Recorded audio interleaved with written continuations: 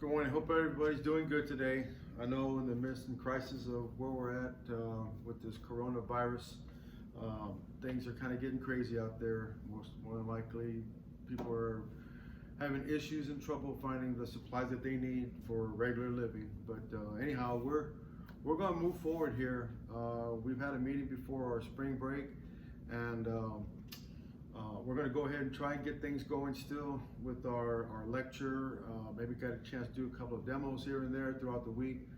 Typically Monday and Wednesdays, I will be posting videos up for my entry repair classes, and maybe some demos in between the lecture and the lab time.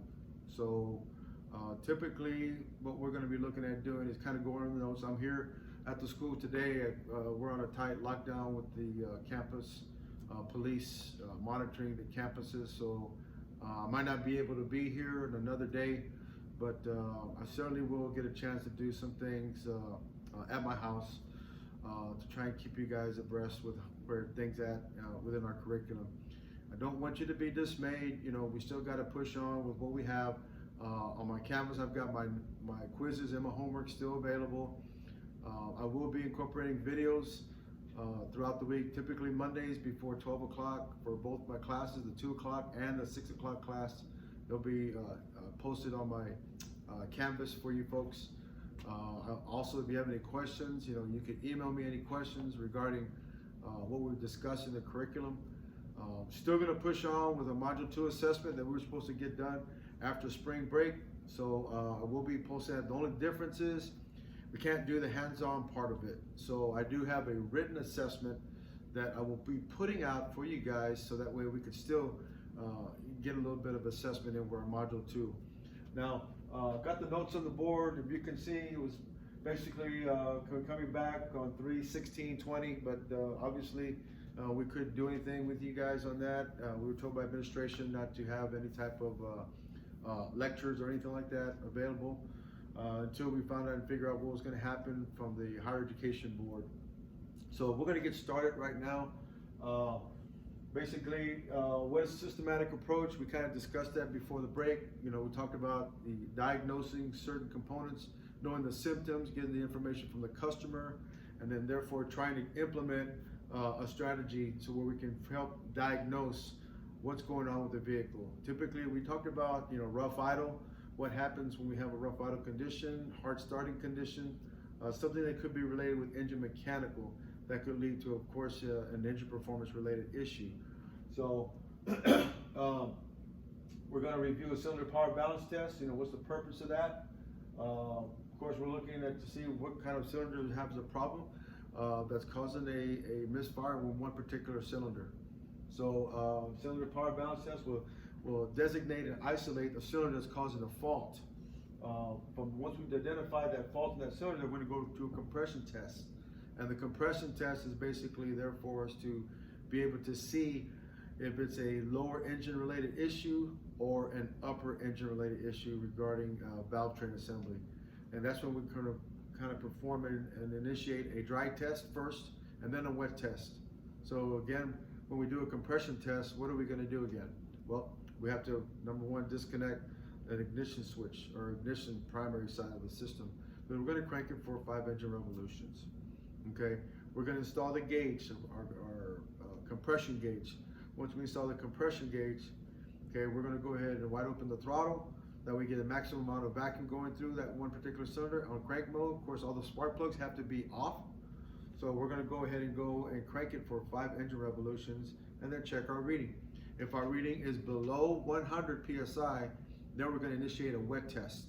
If the reading is less than 100 psi, we're going to go ahead and perform a wet test. If the reading goes up, then we know we have an issue with piston rings. If the reading stays the same, then we have a symptom problem with the valve train, somewhere in the valve train, and we can kind of go further and diagnose it by doing the next test, which is going to be a cylinder leak down test. So remember, a cylinder leak down test is to pinpoint a leak in a cylinder that has low compression. Okay, so now when we identify what problem we have within that cylinder, we can determine to see if it's an intake valve, an exhaust valve, or something going on that piston rings in that one particular cylinder. So to kind of reiterate what we did on that cylinder leak down test, the first thing we're going to do, of course, is we're going to calibrate the gauge, or a snap-on gauge is going to be calibrated to 100 psi. Okay, we're going to get that piston to top dead center with both valves closed. And then the next thing we're going to do is install the pressure gauge adapter that goes through. Remember, when it stops, you stop. Don't over tighten it because it's got a thick O-ring seal in it.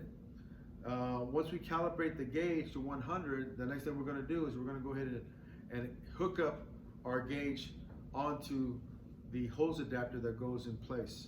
And then we're not going to worry about the reading on the left gauge. We're going to worry about the reading on the right gauge, because anything above 30% is not a good sign. And then if we do have leakage between above 30%, then what we're going to do is listen for air escaping out of the throttle body.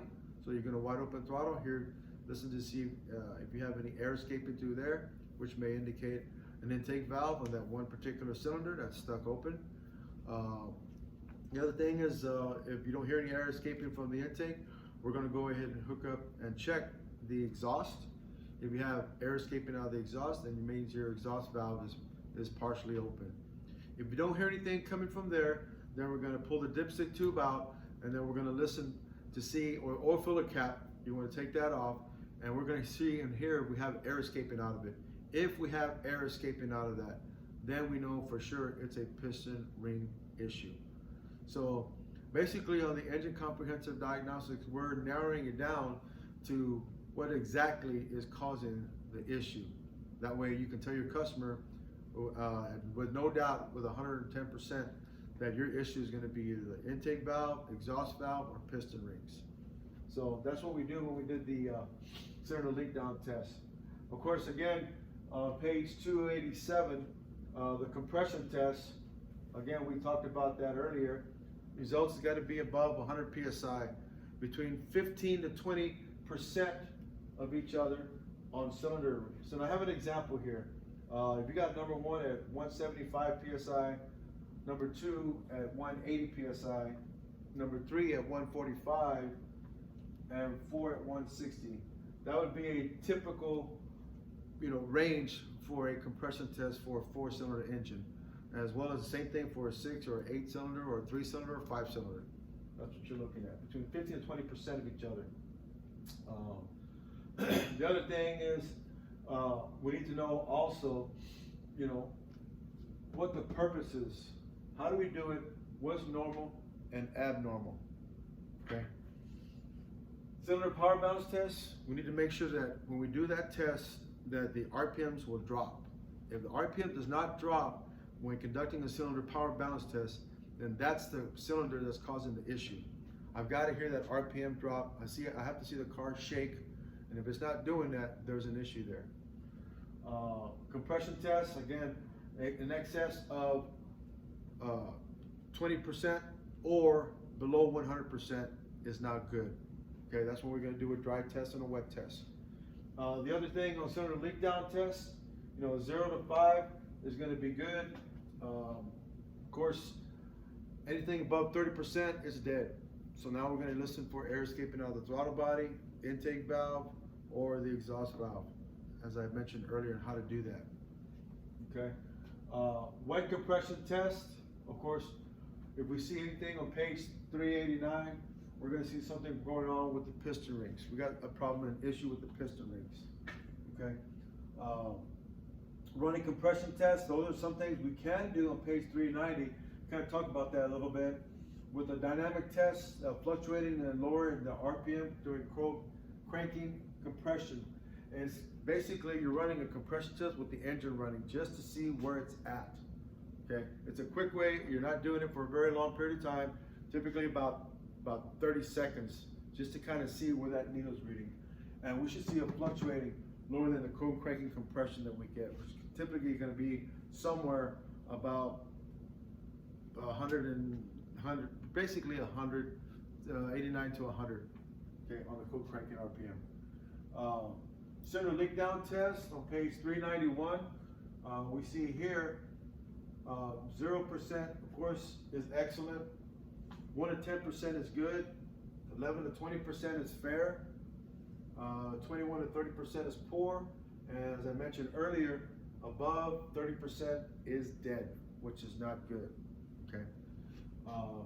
The other thing that we talked about the other day before, and I asked you that when we did the cylinder power balance test, it's a good idea to do a vacuum test. I like to do a vacuum test and do a power balance test. That way, not only can I hear and see the engine RPMs drop and go up, but I can see it on my vacuum gauge. And as if you can recall, before we got on spring break and we got into vacuum testing, we told you that the engine is nothing but a big vacuum motor. And in our vacuum gauge, we can see and determine what's going on with the motor inside. Whether it's a compression test issue, a valve train issue, a restricted exhaust issue, sticky valves, valve guides. We kind of talked a little bit about the engine performance aspect of it with incorrect air fuel mixture, timing that may not be set correctly, and that can cause a problem and issue with the needle fluctuating or actually low reading with compression. If we have something going on with compression, would it remain steady at 14 inches of vacuum? We typically said that we need to see at least 18 inches of vacuum. That is a normal reading. And if we're not seeing 18 inches steady, then we have issues. Okay, so now we can pinpoint and determine, see where that issue is by doing cylinder power balance test and doing the compression test, and finally narrowing it down to a cylinder leak down test. So if we're looking at our vacuum gauge, I think we can see that up there. I've got it at 18 steady, which means that that's where we need to be. It's normal. Okay. If you're seeing one that's low but steady, this is 14, that's 18, and it's low at 14, and what that means for us is we have low compression, guys. We have something going on. We got mechanical timing issues. We got a low cylinder compression taking place there, but it's going to be low and it's going to be steady at 14. Okay. If we have a valve train issue suspected, we're going to have a fluctuation.